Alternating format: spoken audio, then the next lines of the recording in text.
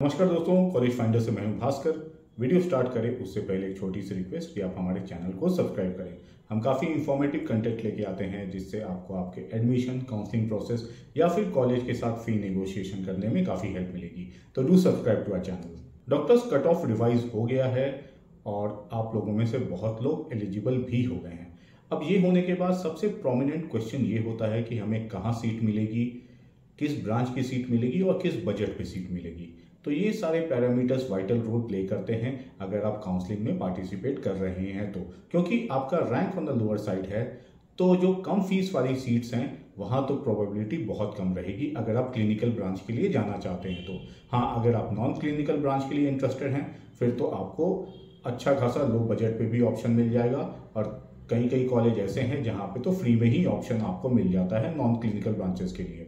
लेकिन इसका आइडिया आपको होना चाहिए किस स्टेट में ये अवेलेबल है, किस कॉलेज में अवेलेबल है, कहाँ पे फीस बिल्कुल नहीं है, कहाँ कम है, कहाँ किस रेट पे सीट आपको मिल सकती है।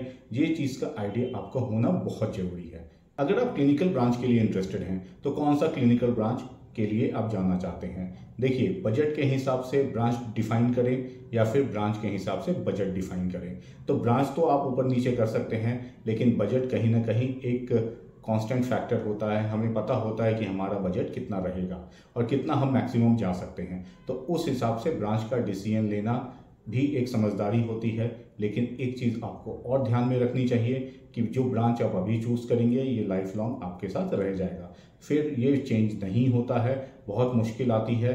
अगर आपको इंटरेस्ट नहीं है पर्टिकुलर ब्रांच में तो सिर्फ बजट के कारण उसको ना लें, क्योंकि अगर आपका इंटरेस्ट नहीं है तो कहीं ना कहीं आप स्ट्रगल करेंगे, आपका मन नहीं लगेगा और फिर एक फॉर्मेलिटी टाइप से आप अपना जॉब करते रहेंगे। एक और चीज़ बहुत इंपॉर्टेंट है कि आपको राउंड 3 में सीट मिलेगी या राउंड 4 में सीट मिलेगी, मैनेजमेंट में मिलेगी या एनआरआई में मिलेगी। तो इन सब चीज़ों के बारे में डिस्कस करने वाले हैं। वीडियो को लास्ट तक देखिएगा, काफ़ी इंफॉर्मेटिव होने वाला है। अगर आप अभी रिवाइज कट ऑफ होने के बाद क्वालिफाई की हैं तो आपके लिए बहुत इंपॉर्टेंट वीडियो है। आइडियली जो काउंसलिंग होती है वो 4 राउंड की होती है। इनिशियली जो एमसीसी राउंड का पब्लिश करता है वो राउंड 1, राउंड 2, राउंड 3, राउंड 4 का टाइमलाइन देता है। लेकिन नॉर्मली 4 राउंड की काउंसलिंग नहीं होती है। किसी ईयर 5 भी देखा है हमने, 5 राउंड्स हुए हैं, किसी ईयर 6 राउंड्स भी हुए हैं। लेकिन आपको उस चक्कर में नहीं फंसना है।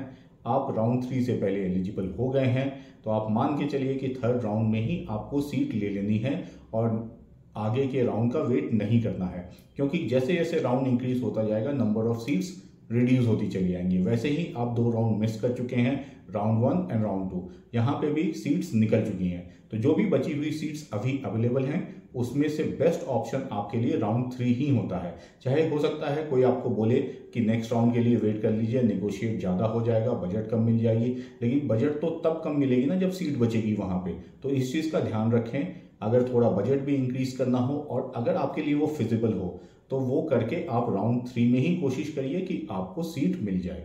अब आती है कौन से कैटेगरी में आपको सीट लेनी चाहिए, मैनेजमेंट कोटा में जाना चाहिए या फिर एनआरआई कोटा में जाना चाहिए। देखिए, अगर आपका जेन्युइन एनआरआई है और सारे आपके पेपर्स लीगल हैं तो आप एनआरआई कोटे में सीट उठा लीजिए, कोई दिक्कत नहीं है। बजट, मैनेजमेंट और एनआरआई का मोरल सेम ही होता है। लेकिन अगर कहीं ना कहीं आपके पास ओरिजिनल डॉक्यूमेंट नहीं है, ऑथेंटिक एनआरआई नहीं है, तो उसको टच भी मत करिएगा। बहुत स्ट्रिक्ट हो गया है एमसीसी। आपका एडमिशन हो सकता है, आप एडमिशन अभी ले लें एनआरआई कोटा में, रिपोर्टिंग हो जाए, फीस पे कर दें, 2 महीने, 3 महीने, 6 महीने बाद अगर चेक हुआ और उसमें पाया गया कि आपका डॉक्यूमेंट फेक है या फिर ऑथेंटिक नहीं है तो हो सकता है आपकी एडमिशन भी कैंसिल हो जाए। तो उस समय आपका साल भी जाएगा, पैसे भी जाएंगे और बहुत सारी ट्रबल में आप आ जाएंगे।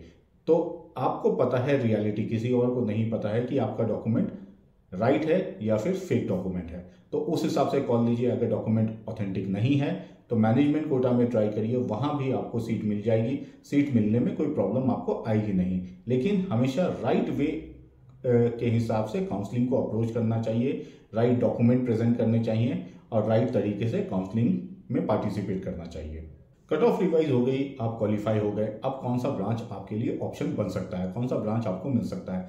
तो देखिए, सारे के सारे ब्रांच आपके लिए अवेलेबल रहेंगे।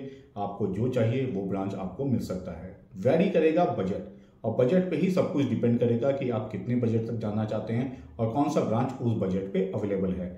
अगर आपके पास बजट की इशू नहीं है तो आपको रेडियो, डर्मा, मेडिसिन सब मिल जाएंगी। अगर बजट का कंस्ट्रेंट है तो आपको लोअर क्लिनिकल ब्रांच ही ऑप्शन में आपको मिल पाएंगे।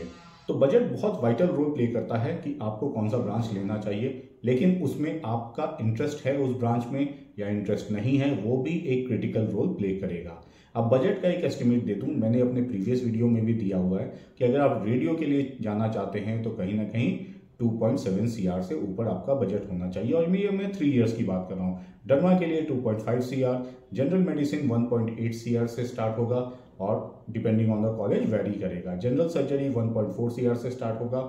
वहीं ऑर्थो आप जाना चाहते हैं तो 1.8 CR से स्टार्ट होगा। गायनी के लिए जाना चाहते हैं तो 2 CR, paediatric 1.8 CR, ENT and ophthal अगर आप चूज करना चाहते हैं तो 1.2 CR फॉर 3 इयर्स, और depending on the college budget थोड़ा वेरी कर सकता है। एनेस्थेसिया देखेंगे तो ये 90 में भी आपको मिल जाएगा, 1 CR में भी मिल जाएगा। अगेन सीट अवेलेबिलिटी कहाँ है, कितनी है, किस कोटे में है, ये सारे फैक्टर्स डिपेंड करेंगे। एक और बहुत इंपॉर्टेंट चीज, अगर आप मैनेजमेंट कोटा या NRI कोटा के लिए जा रहे हैं तो आपको एक चीज का ध्यान रखना चाहिए कि बहुत सारे कॉलेजेस अच्छे खासे फी नेगोशिएट भी करते हैं, तो उस चीज का आपको पता होना चाहिए। फीस इनकी काफी हाई होती है, लेकिन अगर सही ढंग से नेगोशिएट किया जाए तो काफी कम बजट में भी आपको ऑप्शन मिल जाता है। लेकिन कौन सा कॉलेज करता है, कहाँ नेगोशिएशन होता है, कहाँ कितना होता है, किस राउंड के लिए होता है, राउंड 3 के लिए होता है, राउंड 4 के लिए होता है, ये सारी चीजें आपको पहले से पता होनी चाहिए। अगर इसके रिगार्डिंग कोई भी इंफॉर्मेशन चाहिए तो आप हमारे गिवन नंबर पर हमसे कनेक्ट कर सकते हैं।